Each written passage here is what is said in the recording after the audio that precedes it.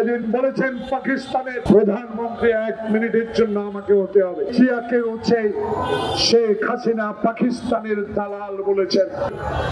আজকে তাদের মনের ক্ষোভ দুঃখ আপনার কাছেই তো বলবে। আপনিই তো 18 কোটি মানুষের যে দায়িত্ব গ্রহণ করেছেন, সেই দায়িত্ব পালনকালে আপনাকেই তো কষ্ট দিবে, অন্য কাউকে নয়। কারণ 16টি বছর আমরা নির্যাতিত হয়েছি। 16টি বছর পার্শ্ববর্তী একটি দেশ ভারত কর্তৃক নিয়ন্ত্রিত হাসিনা সরকার বাংলাদেশের সকল সম্পদ লুট করে, বাংলাদেশের ইতিহাসকে বিলুপ্ত করে, বাংলাদেশের সংস্কৃতিকে ধ্বংস করে, বাংলাদেশের সেই সংবিধানকে তছনছ করে দিয়ে তার পিতা যখন একদলীয় শাসন ব্যবস্থা কায়েম করেছিলেন, বাংলাদেশের মানুষ 1971 সালে যুদ্ধ করে যে দেশ স্বাধীন করেছিল, সেই দেশের মানুষের প্রতি আপনার পিতা শেখ মুজিব, আপনার দল আওয়ামী লীগ যেভাবে পার্শ্ববর্তী দেশের ভারতের কাছে নথি স্বীকার করে বাংলাদেশের অস্তিত্বকে বিলীন করে দেওয়ার অপচেষ্টা আপনি লিপ্ত ছিলেন। আপনার পিতা বিদায় নিয়েছে, কিন্তু সেই পিতার চাল চলন আপনি ত্যাগ করতে পারেন নাই। সেই পিতাকে অনুসরণ করে 71 সালে যে বীর মুক্তিযোদ্ধারা অস্ত্র হাতে খালি পায়ে একটি দুর্ধর্ষ বাহিনীর বিরুদ্ধে যুদ্ধ করে দেশ স্বাধীন করেছে, সেই দেশের প্রতি আপনার কোনো হাসিনা ভালোবাসা ছিল না। কারণ আমরা দেখেছি, আমরা যখন ঢাকা বিশ্ববিদ্যালয়ের ছাত্র ছিলাম, আমার নেতা সামাদ্র আবাজ অসুস্থ, সবার কাছে আপনারা তার জন্য দোয়া চাইব। আজকে আব্দুল কুদ্দুস মাখন জীবিত নাই, আজকে শাহজাহান সিরাজ জীবিত নাই। আজকে তাদেরকে অনুসরণ করে এজন্য সেদিন শেখ মুজিবের সামনে আমিও এই ছোট্ট রাজনৈতিক কর্মী তাদের সাথে যাওয়ার সৌভাগ্য হয়েছিল। সেদিন অন্য কোনো দল ছিল না। ঢাকা বিশ্ববিদ্যালয়ের ছাত্র হিসেবে সেদিন আমাদের নেতারা শেখ মুজিবকে বলেছিল,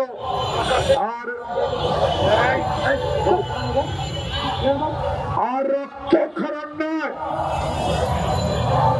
পূর্ব পাকিস্তানের মানুষ 47 সালের পর থেকে আজকে নির্যাতিত, 22 পরিবারের নামে লুণ্ঠন করে নিয়ে যাচ্ছে। পূর্ব পাকিস্তানের মানুষের প্রতি পশ্চিমাদের কোনো ভালোবাসা ছিল না। সেদিন বলেছেন পাকিস্তানের প্রধানমন্ত্রী 1 মিনিটের জন্য আমাকে হতে হবে। প্রিয় বন্ধুগণ, সেদিন 71 সালের 25শে মার্চ এই অঘটন ঘটত না। সেদিন আলোচনার নামে শেখ মুজিবের সাথে ভুট্টো গঙ্গেরা অস্ত্র নিয়ে আসলো, সেনাবাহিনী নিয়ে আসলো, টেরও পেলেন না শেখ মুজিব। কারণ তার ধ্যান ধারণা ছিল একক সংখ্যাগরিষ্ঠতা পেয়েছি, পাকিস্তানের প্রধানমন্ত্রী আমি তো হব। প্রিয় বন্ধুগণ, সেই দল আওয়ামী লীগ, যেই দল কোনদিনও মানুষের অধিকার, মানুষের স্বাধীনতার প্রতি বিশ্বাস ছিল না। শেখ মুজিব নিজে বলেছে লন্ডনে এসে সেই সাংবাদিককে কি হয়েছে বাংলাদেশে। প্রিয় বন্ধুগণ, আজকে আমাদের দুঃখ হয় আওয়ামী লীগকে নিয়ে, যে আওয়ামী লীগ বাংলাদেশের স্বাধীনতার সপক্ষের লোক দাবিদার, যে আওয়ামী লীগ শহীদ প্রেসিডেন্ট জিয়াউর রহমানের মতো একজন সৎ ব্যক্তি, যে আওয়ামী লীগ অস্ত্র হাতে জিয়া দেশের স্বাধীনতা ঘোষণা করে যুদ্ধ করেছেন, সেই জিয়াকে হচ্ছে শেখ হাসিনা পাকিস্তানের দালাল বলেছেন। প্রিয় বন্ধুগণ, স্বাধীনতা যুদ্ধে কারা ছিল?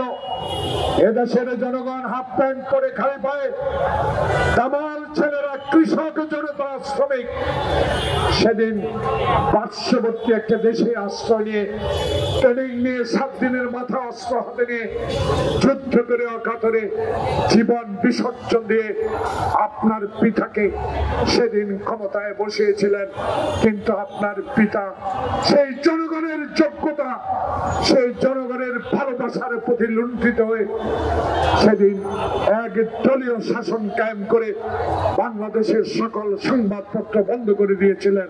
প্রিয় বন্ধুগণ, ইতিহাস কথা বলে 16টি বছর কাজ করেছি প্রিয় ভাইয়েরা। সেদিন শেখ হাসিনা ইলিয়াস আলীর গুমে তার অবুঝ সন্তানের চোখের পানির দিকে একদিনও তাকান নাই। সৌদি আরবের আজকে কমিশনারের মর্ম বুঝবে। সেদিন সৌদি আলমকে যখন গুম করে নিয়ে গেলেন শেখ হাসিনা, আপনার সরকার একটিবারও তার পরিবারের দিকে তাকালেন না। হাজার হাজার লক্ষ লক্ষ বিএনপির নেতা কর্মীরা আয়না করে ওই হারুন, ওই বিপ্লব, যাদের নির্যাতনে চোখ হারিয়েছে, পা হারিয়েছে, কিডনি হারিয়েছে, অসুস্থ হয়ে পড়েছে, রিলিজ হওয়ার পর জীবন তো শেষ হয়ে গেছে। সে আওয়ামী লীগ শেখ হাসিনা বাংলাদেশের ইতিহাসকে বিকৃত করে ওই ভারতীয় দাবেদার বাহিনীর কাছে, ওই দাবেদার তথাকথিত রাজনৈতিক নেতাদের কাছে শেখ হাসিনা আত্মসমর্পণ করে বাংলাদেশে কত যে চুক্তি করেছে। মনমোহন সিং, মোদী, সুজাতা সিং, আপনারা ইতিহাস কি জানেন না? আপনারা মুক্তিযুদ্ধের সময় আমাদেরকে সহায়তা করেছেন, অস্বীকার করি না, কিন্তু মুক্তিযুদ্ধ শেষ যেদিন হয় রেসকোর্স ময়দানে আমি বিশ্ববিদ্যালয়ের ছাত্র, কাছেও আসতে পারি নাই। সেদিন আমাদের উসমানীকে কেন সাথে রাখা হলো না? এসব প্রশ্ন উঠে আসছে এই কারণে ভারতের কাছে আপনি আত্মসমর্পণ করার এটাই পরিকল্পনা ছিল। সেদিন স্বাধীনতার পর বাংলাদেশে শহীদ জিয়ার আদর্শ আজকে আমরা বলি। কেন বলি? এই জন্য বলি, আপনাকে ভালোবেসে আপনাকে 71-এর পর ক্ষমতায় দিয়েছিল মানুষ, কিন্তু সে ভালোবাসা আপনি রাখতে পারেন নাই। আপনি কি প্রতিরোধ করতে পেরেছেন?